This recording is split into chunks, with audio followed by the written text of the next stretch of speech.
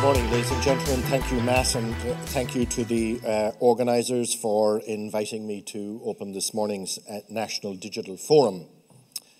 I note with great interest the programme and the impressive participant list for this morning's event, and I'm particularly heartened to see several representatives of our Next Generation Broadband Task Force participating in the panel discussions.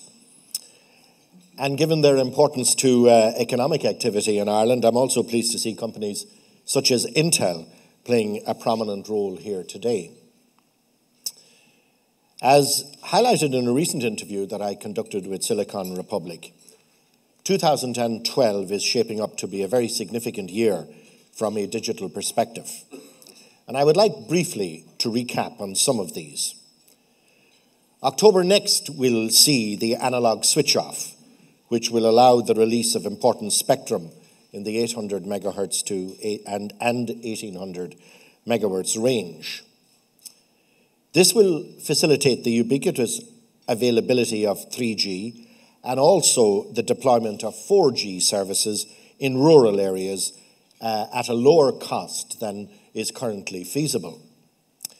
Access to new spectrum bands and the ability to deliver new wireless products and services within these bands is particularly important.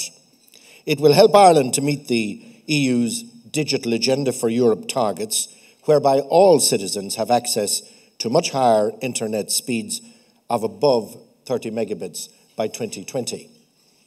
The Next Generation Broadband Task Force, which I chaired, is a further important initiative in meeting these targets and ensuring timely investment in next-generation networks.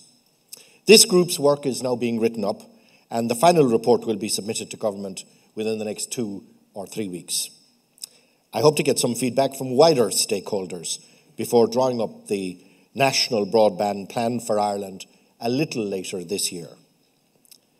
The NGBT process has been very helpful in bringing the policymakers and the main industry players together to design a roadmap for future investment to ensure Ireland has a modern, fit-for-purpose, national high-speed telecommunications network.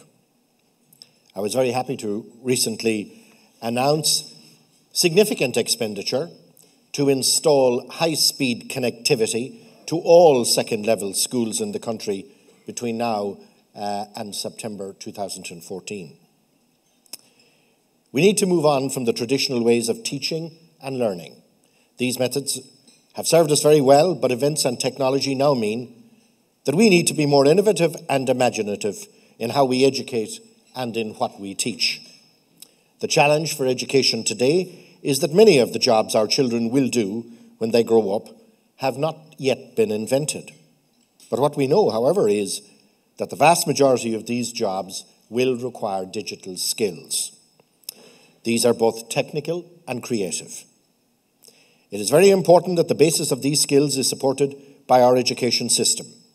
A school equipped with broadband is just one step. Principals need to embrace the opportunities presented. Teachers need professional development support and digital learning materials. Students need access to digital hardware, and households need to have broadband to enable students to do their homework and study for exams.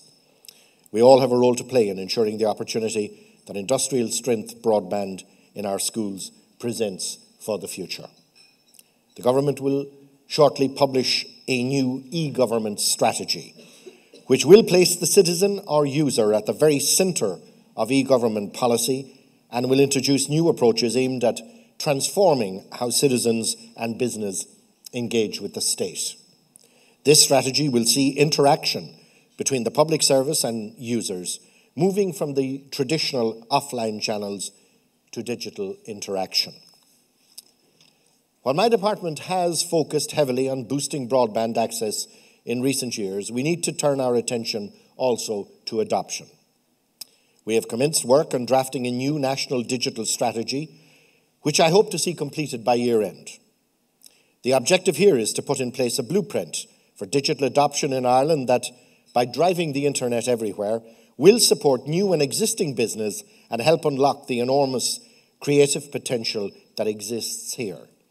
Not alone should this sustain existing jobs, but it also should help create new ones. In its recent report on Ireland's broadband performance, Firfos makes a strong argument that advanced broadband services are crucial to achieve the productivity growth necessary to improve competitiveness, sustain high-level incomes, and ensure that we can capture new opportunities for entrepreneurship and jobs across all sectors of the economy.